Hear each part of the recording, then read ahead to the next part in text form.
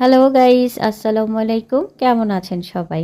নিয়ে আসলাম চিকেন পাকোড়া। তো চুলা লো মিডিয়াম আঁচে ধরিয়ে দিয়েছি। কড়াইতে 1.5 কাপ পানি দিয়ে চিকেনগুলো আমি কড়াইতে নামিয়ে দিচ্ছি।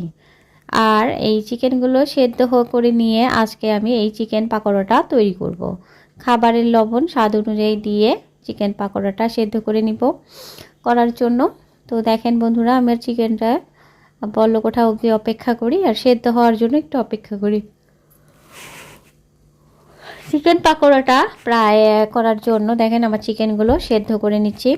যেহেতু চিকেনের সাইজটা একটু বড়, সেই জন্য আমি সেদ্ধ করে নিলাম। তা না হলে কিউব করে বা ছোটো করে কেটে নিলে এটা না সেদ্ধ করলেও চলতো।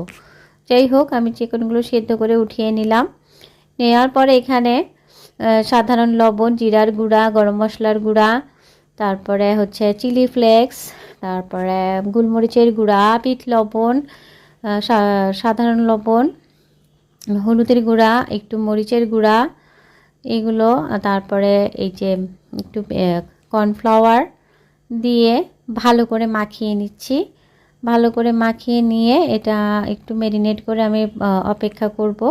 তো এটা সরিয়ে রাখলাম। রেখে এই ফাঁকে আমি আরেকটা টেক্সচার তৈরি করে নিচ্ছি। একটা ডিম, 1.5 চা চামচ বেসন, একটু লবণ, একটু বিট লবণ, একটু হলুদের গুঁড়া, সামান্য পরিমাণে একটু মরিচের গুঁড়া, এইগুলো অ্যাড করে দিলাম। সেই সাথে একটু চাউলের গুঁড়া নিব, দিয়ে এটা ভালো করে 1.5 চা চামচ চাউলের গুঁড়া দিয়ে ভালো করে একটা টেক্সচার তৈরি করে নিচ্ছি।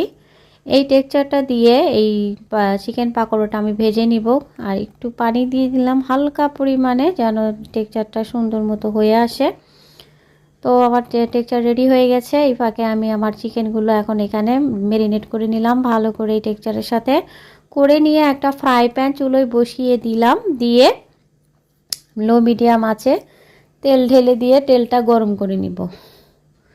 তেলটা ভালো করে গরম করে নিয়ে এখানে আমি আমার চিকেনগুলো দিয়ে দিচ্ছি এক এক করে।